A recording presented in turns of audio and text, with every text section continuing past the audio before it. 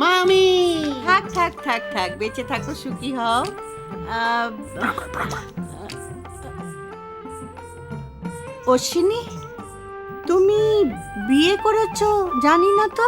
ওমা, আমি বিয়ে করেছি আমিই তো জানি না। ও, তাহলে এটি কে? ও, তুমি যে কি বলো না মামি, আরে বড়দার মেয়ে মানু। ও, তাই বলো। তা অশ্বিনী, এখানে যখন এসেছো, দু একদিন থাকবে তো? হ্যাঁ, থাকবো বলেই তো এলাম। তাহলে আমার ছেলেদের পড়াটাও তুমি একটু দেখিয়ে দিও। হ্যাঁ হ্যাঁ, তুমি নিশ্চিন্ত থাকতে পারো। হ্যাঁ হ্যাঁ, আমার সত্যি নিশ্চিন্ত লাগছে। তুমি এসে পড়েছো, আমার পটলের আর তো কোনো চিন্তাই নেই। না না, তোমার পটল কুমড়ো সব চিন্তা আমি দূর করে দেবো। তোমরা একটু বসো, আমি এক্ষুনি আসছি। কাকু, এই পটলটা কে গো?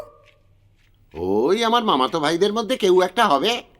ওইটাই বোধহয় সবচেয়ে বেশি দুরন্ত। ওইটার পড়াশুনোর ভারই আমাকে নিতে হবে। কিন্তু তোমার হাট। হুম, তুই কি ভেবেছিস আমি সব ভুলে পড়াতে বসে যাব?